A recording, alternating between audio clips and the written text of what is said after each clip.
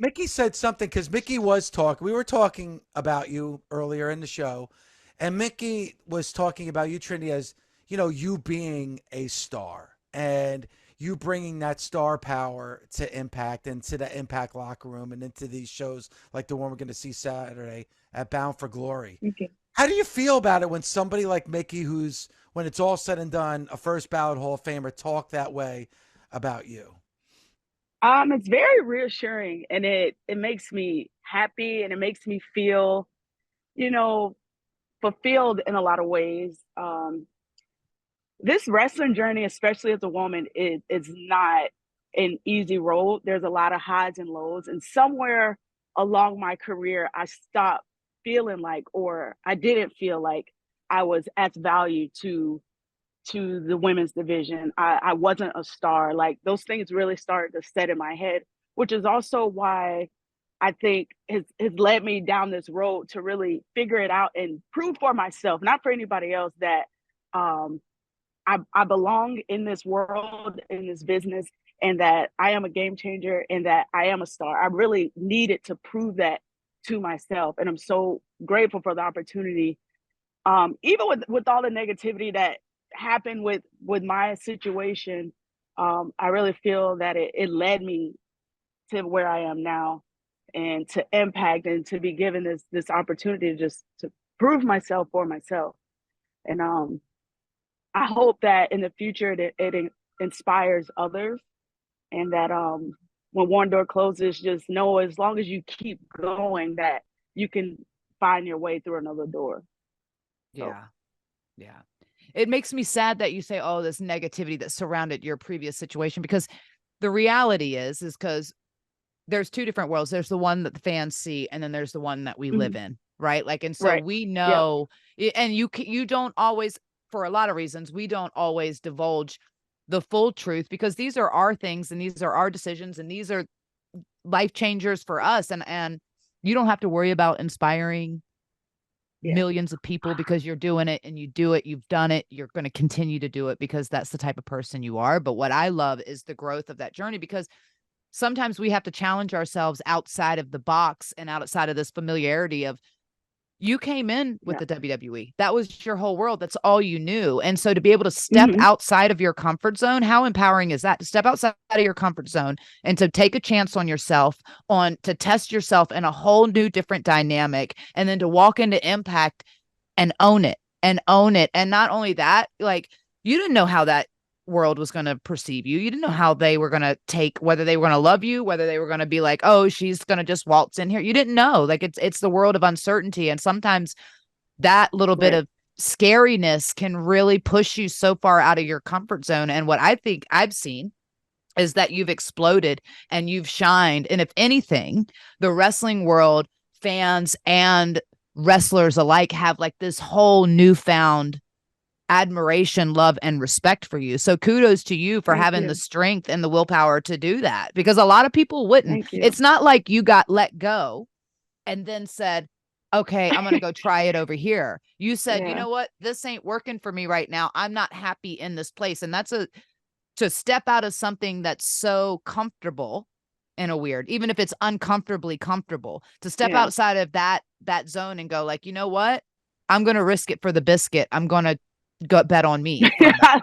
I like that. Risk it for the You biscuit. got to risk That's it for really the like biscuit, because who does not love a salty, delicious, fluffy biscuit? Let's be honest. I agree with everything you said. Like that's exactly what I felt. And that fear, like that fear of the unknown and leaving something that you know you're safe in, or Mhm. that you know that how it works and how it goes, to completely challenge that and not know if you're going to succeed or if you're going to make it. A lot of times that fear stops us from doing things we may dream of or that we really want to do. But I'm very glad that I did, because I wouldn't be here now. And I Yeah. wouldn't have this championship I right know I now, see Mickie. it.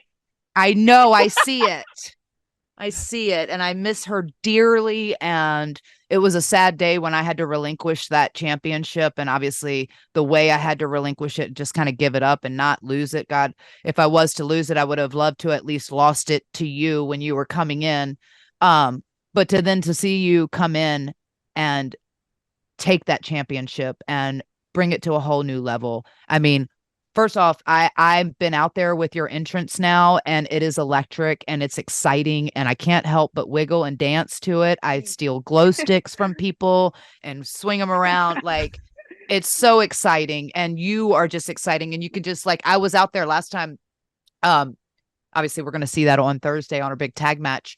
And I was just like, the people adore you. Like, they really, really do love you, and they gravitate you to you because I feel like they can see your authenticity. They can see that you are just being true to you, and they're living vicariously through that because we all want to be able to have that power and do that. So what made you, can I ask? I feel so much of that. Huh? Yeah.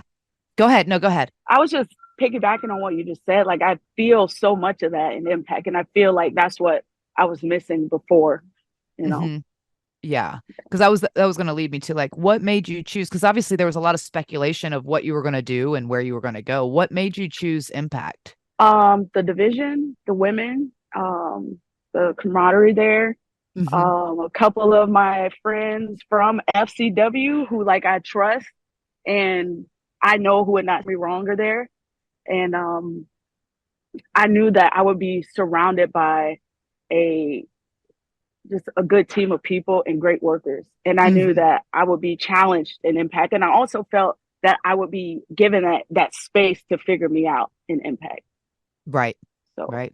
And I think I made the best decision. I don't think, but I think it couldn't have worked out for me better anywhere else than here in Impact. Yeah. And if you think about full circle, you're going to be wrestling where you debuted. Yes. Which is kind of like a hometown now for you, which is awesome. It is. In the same exact venue. Another thing that I personally loved in your opening promo of your debut into this company, which was very, like Mickie said, you're very, very real. You're very, very genuine. You had mentioned like Awesome Kong, Mickie James, Gail Kim, Jordan Grace.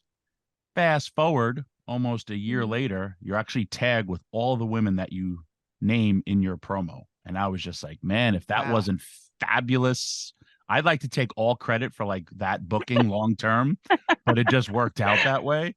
But I mean, such a surreal moment really for you. And then just to have that awesome, and Mickie was there too, like that awesome spotlight for the women, the knockouts, on that 1000th episode, to the point where, like Mickie said, being in main events, that was one of Access Television's first ever extending the time of the show because they knew it was just going to be so valuable for the audience. Yeah. Mm-hmm. It was. I remember standing back in Gorilla before walking out and just kind of standing behind all the women and just like looking at everybody and like giving myself that moment to soak it all in and process it and be thankful for being here and beside these women. And I kind of just had a surreal moment, like, whoa, I'm here in Impact with these icons, with these legends, these women that have inspired me. And I've really been keen on just soaking in moments because I feel like the 14 years I've been doing this went by so fast. And I didn't really, you just go, you know? So now I'm really keen on really connecting in these very special moments because it may be the only time you get these moments.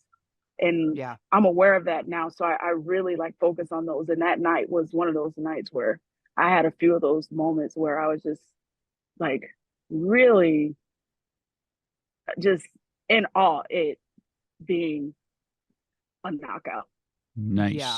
Mickie, wait, hang on. Now I get to stir it up a little bit because you two do have such great respect for each other, you guys. And I love how this is just going in. Two of the best women to do it and going in there, not really animosity, not, it's two women going out there and who's the better athlete, who's going to represent the company. However, the internet kind of like started this with you, Mickie James, where when you're standing side by side and Trinity's hand gets raised and you kind of looked up, and if I could go towards Randy Savage, your favorite wrestler, you had lust in your eyes for that championship. And then the Wow. internet picked it up and they were like, look at this little look here. I So know. what was going on? Mm-hmm. Now I get to ask you Mm-hmm. in front because you guys had a little Wow. social media banter back and forth. So Yeah, we Listen. both get to ask you. Oh, wow. What Stop. type of Listen. energy you bringing Saturday? What type of energy you bringing so I can be prepared? Well, listen, I love you and I respect you. And I think that I'm really looking forward to this match because it is really a first time ever that you and I have been in the ring across from one another in a singles match and all the time. I think when you said 14 years, I go, wow, she really has been at this for 14 years. And it's easy to lose like sight of some of these little moments that people will still remind me. Do you remember this time? Do you remember this? I'm like, oh, yeah, now I do, that you have reminded me Yeah. because we've gone through so much and seen so much and done so much. And the fact that we never had a chance to face each other one-on-one, but now we're having an opportunity to not only face each other, but face each other for the Knockouts World Championship, which means so much to me. And I know it means so much to you. And Tommy, you said it, it's to who's going to represent the company, who's going to represent the Knockouts division, who's going to be the best at the end of the day. And all bullshit aside, like there's nothing but respect going into that match. And I truly, I hope that I can give you the match of the night, the match of the year, the match of your life. I hope that we can spotlight why the Knockouts division is the greatest women's division on the planet. I hope that it is talked about for ages to come.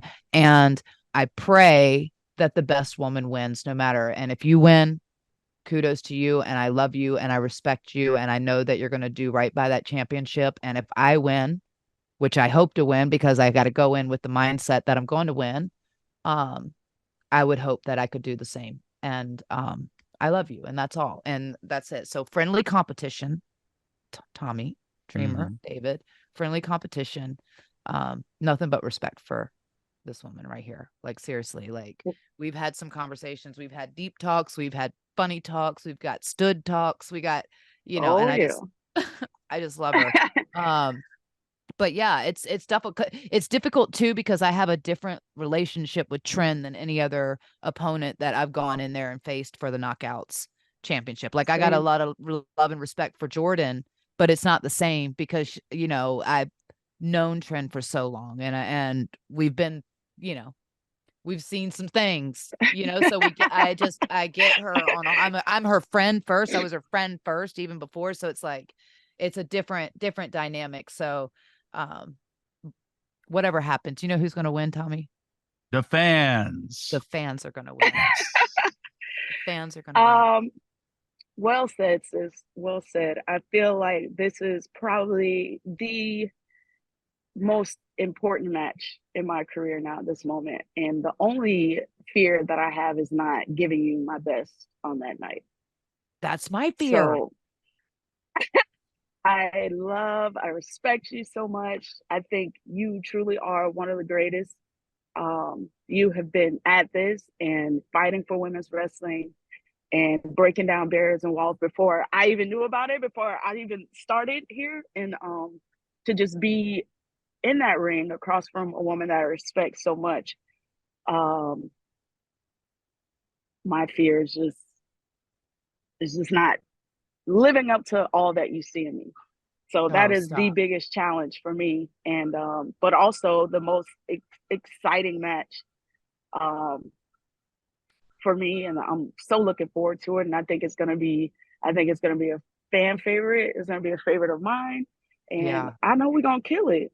We are going to kill it. And it's so ironic that it's not only the place where you debuted in Chicago, but also where I had one of the most memorable moments of my career, obviously, in Chicago. So it's kind of full circle for both of us. And it's going to be, I think, a magical night, no matter what happens. And I keep saying, may the best woman win. And I saw you say, may the best sis win. And I'm sorry that I eyeballed the championship, but she is the greatest thing.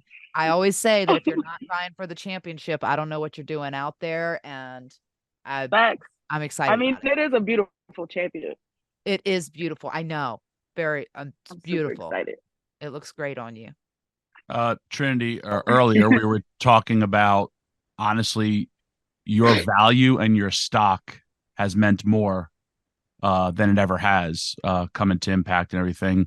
And, I put it out there on Twitter, but, as someone who works there, like you, Mickie, Josh Alexander, Alex Shelley, you helped draw us a house. You've been you. the real main event. And like, it's when given that opportunity, or like Mickie said, being the face of the company and being in those high profile matches and being the real, there's two real main events. Doesn't matter if you're on last or second to last, but these are the two highest profile matches, for that. But that proves just how much of a star that you are viewed as. And then for you to look back and like, I just look at your journey because it's almost a year, Mhm. Crazy. Which is crazy. Yeah. It's crazy. That went by so fast. And just how much you've grown as a performer. And again, like, as every old timer, well, I sold that house out. You get to say that a lot more times now than you did at other places. So it's really, really cool. Yeah, I do. Thank you. And it's thanks to Impact for giving me that back end, that support, and this opportunity to prove it, So I'm happy. I'm blessed. I can't ask for anything else other than to beat Mickie Saturday. And What the? Well, that's not gonna happen. But, I was about to hit him with I was like, I'm always trying to come up with T-shirts and stuff like that. Like I tried to get the juicy thing going. I texted her. I was like, we should put that on a T-shirt. What about the Sis that runs the his? Or the Pliz? Where do you get these little terms from? I sent her the same stuff. Yeah. The Sis that runs the shiz. What's up? Oh, I didn't send her that.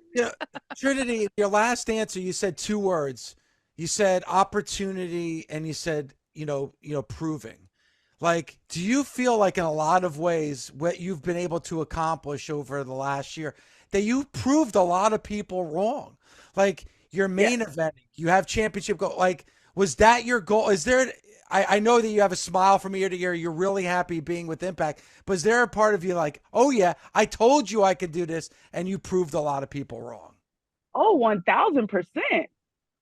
1,000%. Like I saw the comments and what people were saying about me, and it lit a fire in me, and it just made me tell myself, no, girl, you ain't going out like this. You better get up and get out there and finish this, in a better way for myself. And I feel that I'm doing that in Impact. So that makes me feel good, Right. And should feel good. not question I got chill myself. bumps. Yeah. I mean, but now when you're holding championship gold over your head in front of a sellout crowd, like, I mean, you've proved everything you needed. You did that even before you came to Impact, but especially now, I think you've proved every kind of doubter that there was wrong. Yeah. More importantly, yourself proved it to yourself. More important, exactly. Right. To validate. And then what I realized is that also, no matter what you do, there are just going to be people against you and are just not gonna haters gonna hate your team. Yeah. And so I realized that too. So I'm good. Like I feel fulfilled within myself. And so I feel like now, like nothing can shake me anymore. Like I'm in such a good space mentally, physically, and emotionally, just with everything. I feel like my life is in a way better balance now than it was ever before. And like I just want to keep going because I love this. I love it. It's fun for me.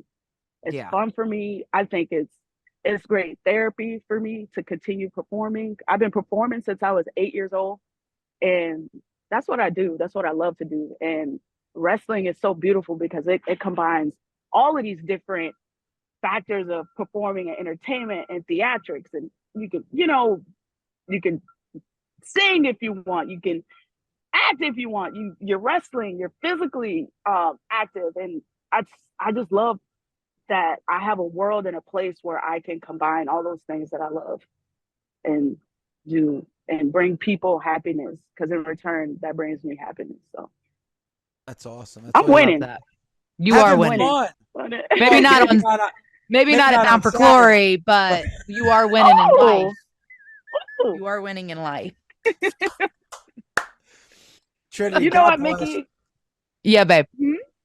I feel that win, lose, or draw, because of this situation, even being there with you, I won either way.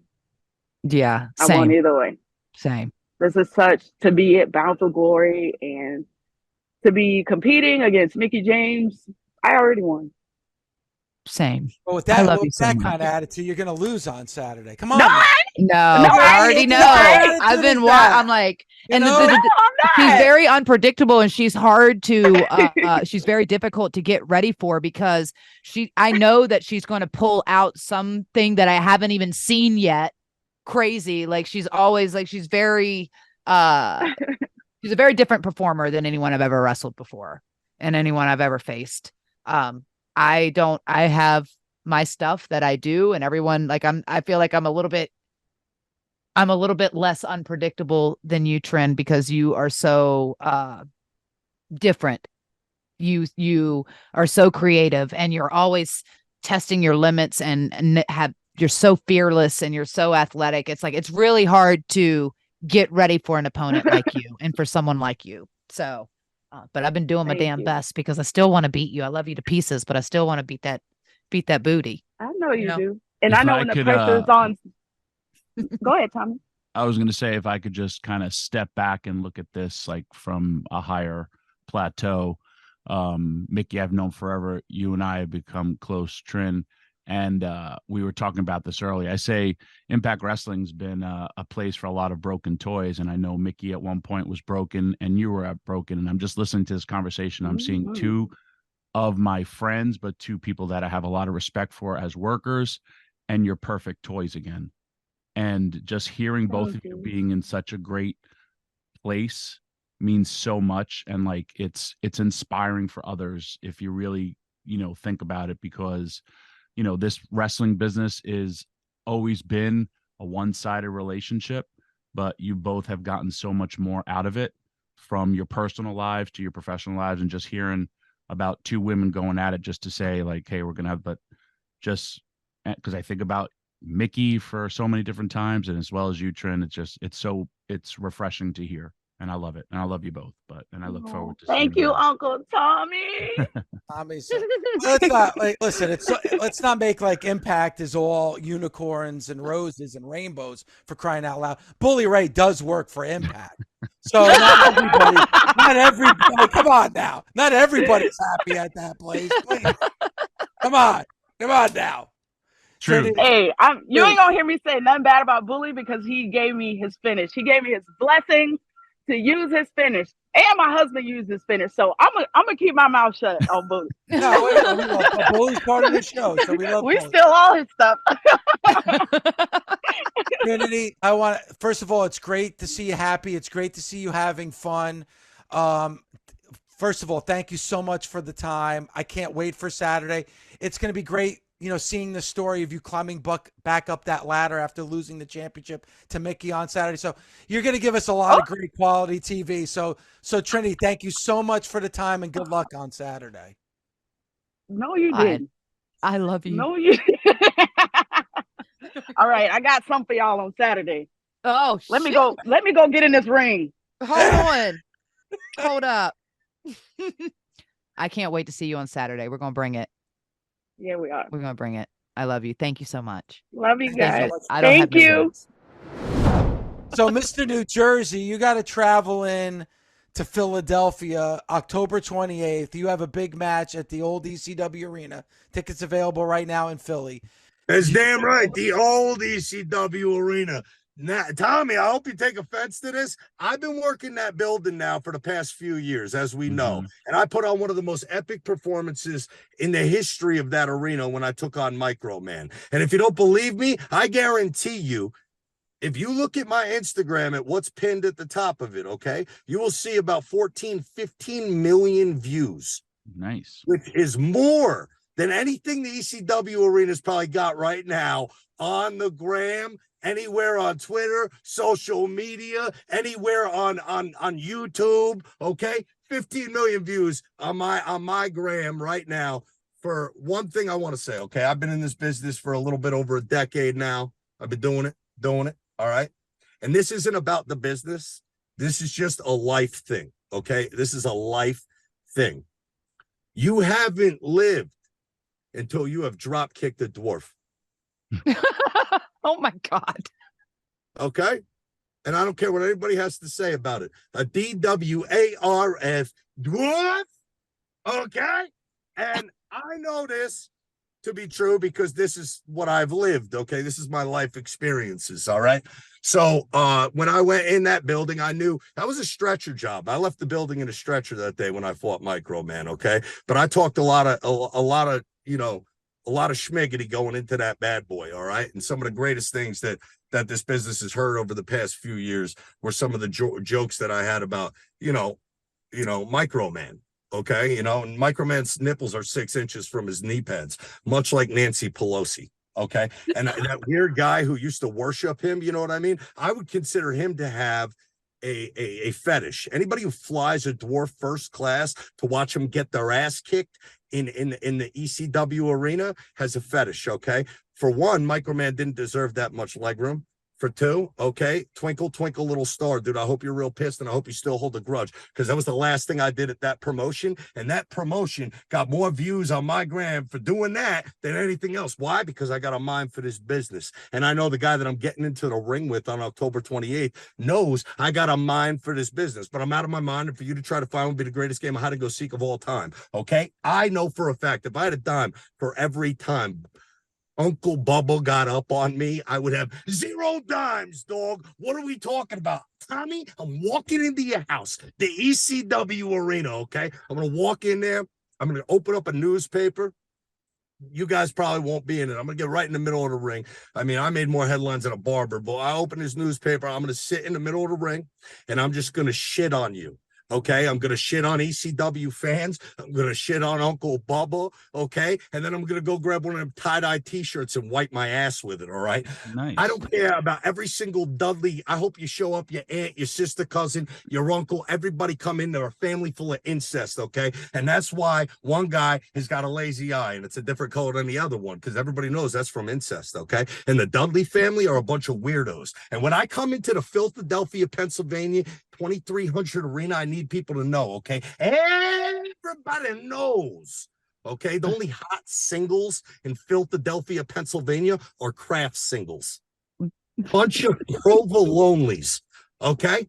Bunch of provolonies. And I don't need a pat on the back from a mark, okay? Especially the ECW marks, the same smarks that root on for New Japan stands. Look, I don't need a pat on the back from a mark, because I don't need a mark on my back from a Dorito dusted, dirty ass sausage link fingertip. Okay, but your sodium sucking slouches. Glad I could get you up off your couches on October 28th. I guarantee you will see Bubba, Uncle Bubba, better known as Bully Ray, that day will go through a table.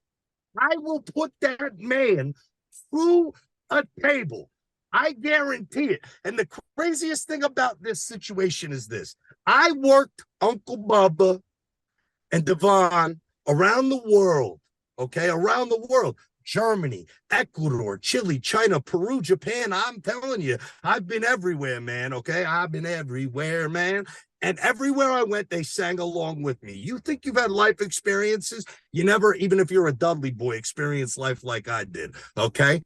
Look at Bully Rays. I ain't laying you down for no 3-second tan, okay, my man? You're going to be able to see me. You're going to look at me, but I shine so bright, you're going to have to close your eyes, Bully, okay? Because I know that when you have to think, you have to close your eyes. Okay, and then maybe you have 2 thoughts. It'd be, think twice. It'd be 2 more thoughts than you had all day. But when you step in a ring with EA all day, you got to understand, man, I'm not there for the 3-second tan, dog. I'm going to leave you laying there like a lobster. Bully Rays ain't got nothing on ultraviolet rays, bro. I'm violet, okay? Rosemary's Baby. This is a purple flower. OG Perp, Granddaddy Perp. That best ever wear the purple strap and rock the stick since Donatello. Punchinello, funny fellow. Funny don't make money. Watch me make this money, dude, and I'll wipe my ass with every dollar bill and shove it in your mouth after I put you to a table, dog. This is what I do. This is what I done. The Don, Enzo Parmesan, dog, make them melt just like those craft singles out there in freaking Philadelphia, Pennsylvania. You guys, provolonies, all right? I hope you show up to Icons Fest where you can watch the best of all time, dog. This is not a joke. I'm the boat, bro. I float like a boat and I swing like a G, dog. Got the gift of gab and the gift of jab, putting it on display October 28th, Philadelphia, Pennsylvania. I could do this all day. Well, that's pretty good. Thanks for coming up for air. That was, I believe in a lot of that you say. Social media was not around during ECW, and they just dealt with different type of grams back in the day. Mm-hmm. Yeah, they did. A lot of them. All right, touche. Still to this day. Hey, after all the things in one line, you're the asshole who takes the crown there. That was some OG shit, Tommy. I'll give you credit. That was good. Are you excited for this match, knowing that I'm going to be the special guest referee for this match on the 20th? Look, I am the redheaded stepchild of Triple H, okay? Metaphorically speaking, in this business, though, I would say I'm Uncle Bubba's son. He's not really my uncle. I'm his son, right? And I'm on Raw, dude, and you're just a rah guy, LaGreca. That's what you are. You ain't got shit on your brother. You ain't got shit on your mother. You ain't got shit on your father, your sister, anybody in your family, dog. You're a disgrace. And when you come there, I guarantee you this. I put it right in your face, dog. The best of all time, the boat, bro. I'm gonna show up, I'm gonna float like a boat, swing like a G, and if you have anything to do with me not having a victory that day, I guarantee you I show up on your house at fair lawn. You got a fair lawn, okay? It's not a great lawn, it's not a good lawn, it's a fair lawn, and I will show up on it in your front yard in a guinea tea and beat the shit out of you. He's got bears, Enzo. I don't know. Here's the thing that bothers. First of all, I don't live in Fair Lawn anymore. I moved to Vernon. You know this. So you could show up that I don't know nothing. I ain't there. I ain't there. And here's the thing, Real One. This is what bothers me, is that I never talk shit about you. I always compliment you. I always have your back. I call you. On the show, you immediately bring up the Cowboys and the Giants. What are you talking about? You said I'm a Cowboy fan. Get out the kitchen, bro. Can't take the heat. Get out the kitchen. I'm a master chef in Hell's Kitchen, bro. I'm the Jersey Devil. You said it yourself. I'm Mr. Jersey, bro. Welcome, the boss. Okay, this is under new management now. EA all day. How you doing? How you doing? Yeah, you know what? I'm just gonna say this. I'm the special guest referee. Bully's my guy. So I mean, this isn't exactly like. Wait a minute. So you're not going to call it right down the middle, David? You're supposed to be bribed. Impartial. LaGreca, fuck it. You're going to a table too, dog. I don't give a. That's it. I don't care. You can disqualify me all you want. That's your boy. Try to DQ me, dude. I'll DQ you, you freaking soft as ice cream ass. His back is already hurt, and what so you want to fighting bears. Go sit on a phone, you soft as ice cream, you bitch. Wow! My God, Real One. Soft serve. Now you almost stepped over the line there. Almost. Battleground Championship Wrestling, The Witching Hour, October 28th. In the ECW arena, the old ECW arena, 2300 arena, but it's always going to be the ECW arena to me. Bully Ray against Real One. I will be the special guest referee. Our own Ariel Simpson is going to be accompanying Bully and being his corner. I know a lot of the nation is going to be there in support. Don't forget to bring your Slim Jims on the 28th. Nick Aldis is your new SmackDown general manager. Nick Aldis, who, you know, I thought was absolutely fantastic. And I'm not just saying that here. I said this on Monday with Bully. Just the presence. I saw that. The overall aura, his quick wit. He showed all those things on Monday. And Mickie, I think he is the perfect general manager for SmackDown. I'm really looking forward to watching him each and every Friday. Thank you so much. And I'm sure he would love to hear that. I mean, I'm so proud of him. I'm so excited for him. I agree. And that's not me being biased. I think that this role is really perfect for him. I know a lot of fans were like, well, why isn't he wrestling? Why isn't Nick is so diverse in that sense, and he's so articulate. And I think this role as general manager is a first introduction to the WWE audience, because there's a lot of that audience who perhaps doesn't, if they're not familiar with NWA and the work that he did there, or if they're not familiar with even Impact prior to then as, Brutus Magnus or any of that, it's a real opportunity for them to get to know him. And it's a perfect role for him, I think, because he's so, he has a presence, and he is, like you said, he is quick-witted, and he's very articulate. He's great on the microphone, and he was able to hold his own in a ring, that was really dominant with superstars for his first,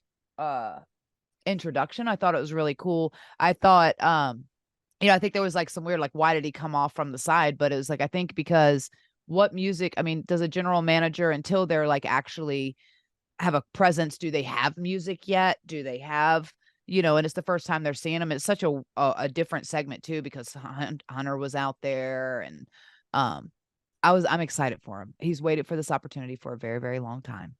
And Tommy, that. David, that. You've both talked to Nick for a long time, but I've known that for a long time. And I think that he's sacrificed a lot for me to, to have my career and do all the things. And now it's him to finally get an opportunity to be a WWE superstar, something he's dreamed about since he was 13 years old. It's his dream too, is really amazing. And I'm so, so excited for him, because I think that this is just the beginning and it's just scratching the surface. And to be able to come out and have such a moment in the show as his first introduction, I can't wait for the future. So I'm really excited for him. I'm really happy for him. And thank you, WWE, because it's going to be awesome. Agreed. And I think it's and Tommy, I think it's even big to show you how much respect and how much they understand what he's done during this journey, that he is Nick Aldis. It's very easy. We know the WWE, change your moniker, change your name. That's not the case, because I do think, Tommy, that name does carry value. That name does carry weight. Yeah. If it didn't, they wouldn't have kept the name. Yes. And they even talked about, his long career in sports entertainment without naming other wrestling companies. Nick is one of my faves to watch. Now that he's given this opportunity, it's going to be great for him, and for all the reasons you've already expressed. If you present from what, it started really in the NWA, and then it happened too in Impact when he was there. Nick is a special talent, and if you present him that way, he remains special. And right. But you can try to present other people special, and it just doesn't get over. But if you present him that way, it's great to be an authoritative figure that he's going to be, and he'll have all his moments, and he'll shine in those moments. Shout out to Adam Pearce, who's done a great job. Incredible job. Yeah. And I even enjoyed where it kind of was what we all want somewhat of, the brand split, but also Nick saying, I look forward to some friendly competition. Yeah. I think it served a lot of purposes. I think for a long time we saw Adam Pearce, and poor Adam Pearce, God bless you, has been doing both shows for the longest time. And just in these last 3 months, Tommy, this, of Nick going to both shows, our schedule at home, I can't imagine. That's been the last, 5 years of Adam Pearce's life, going to both shows all the time. He's literally these last 3 months been home on Wednesday. He flies home, flies out. Every other day he's flying. And I was like, God, I remember that. I remember that life, but we were also, it was just house shows and one TV, right? I think Nick's biggest strength, his wrestling is amazing. And I feel like there's still the opportunity for him to wrestle, or if he gets that opportunity to wrestle, he's obviously going to shine because he's a great wrestler. But one of his biggest strengths, I think, as a performer has always been he can talk. And especially in a world of people who are not that great of talking anymore, that's been there's not as many good talkers as there once were. And he's such a great talker. And it's interesting to see him in like more of a, like an authoritative figure. You have to kind of play both sides. You can't really right now be a bad guy or a good guy. So I'm excited about like how that could twist and turn, but he's going to own it on the microphone every time he gets it. You know that because he's just really good at it, and so I think also that's a really good spot for him because he can talk, and we learned a long time ago, like you get 30-second, you can get over with a 30-second promo sometimes way more than you can get over with a 10-20 minute match with the people because they get a chance to know you and who you are. So it also means your barn's going to have about 60 suits for the year. Nasir really works it because Nick does have his own suit collection with Nasir suits. And I had told Nick to go with a different pattern. Like I told him to go with the yellow to really pop the crowd. And he's like, no, I didn't want to do that for my first one so he went with the black like lining and the black pocket square to be more corporate. For SmackDown.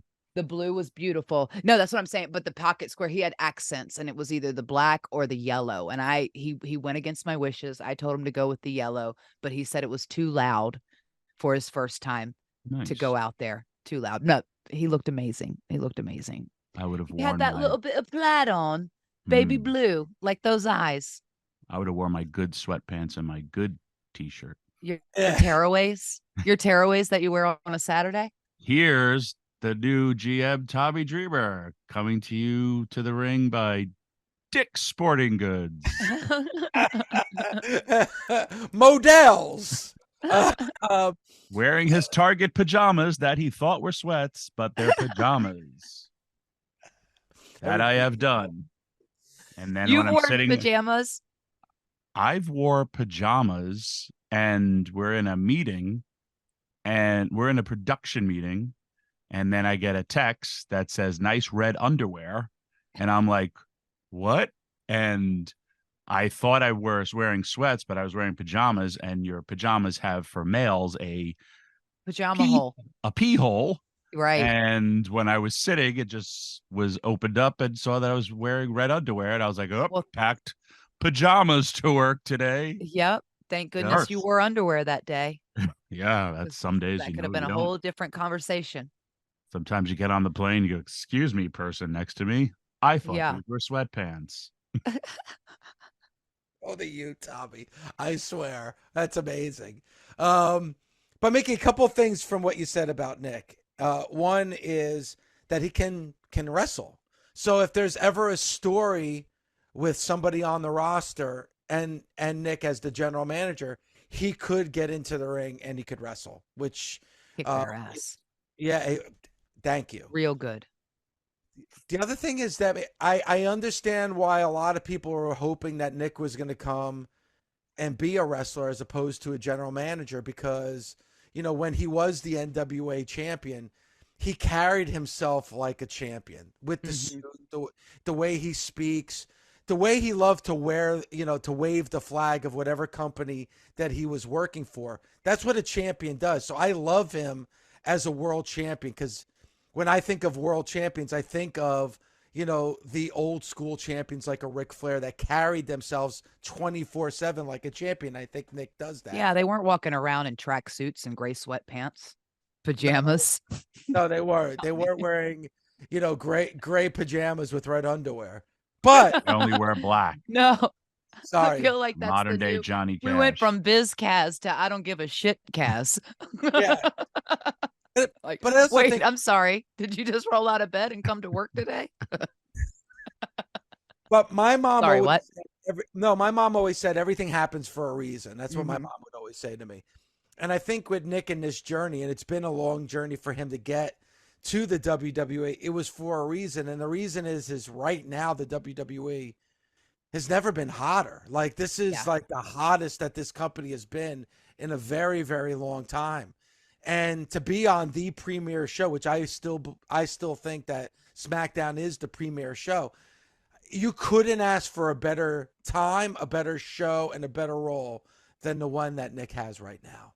Yeah, I think so too. And it creates that different dynamic. Like you said, it switches it up. It gives that hopefully it gives that brand separation and we can get back to, because I always loved that was like the Raw versus SmackDown, especially with Survivor Series around the corner and all of those things of like the real team kind of thing of like, you are team blue, you are team red, and brand loyalty. you know, Yep. I'm excited. Yeah, it should be. If Mickie gets put into the Hall of Fame, I think she slept her way in. Just saying. Just want to let you know. Oh shit, I'm gonna have an asterisk. All this Yep. damn time I worked to get and was praying to be in the Hall of Fame, and now I'm gonna have an asterisk. Mother frickers. Listen, you're a Hall of Famer no matter who the SmackDown general manager is. No matter who you sleep with. No matter who Give him my number. Tommy. Great, Tommy. Now that's gonna be the clickbait. Yeah. Mickie James sleeps into Hall of Fame. Yeah. That's My all we whole need. career, I've happens. tried to avoid that. That'd be great. Like I want to build my name off of my own name and not who I'm dating, and lean on that and go like, oh yeah, I'm this person's girlfriend. He all day on inducts you, TV. everybody. And now, If he inducts you, here I everybody am. be booing. Boo. Yeah, you they'll be like, hooker. oh, that's Nick Aldis's wife. I'm a poor Nick. That's what he's dealt with for so long. Oh, that's Mickie James' husband. Like his little reverse roles.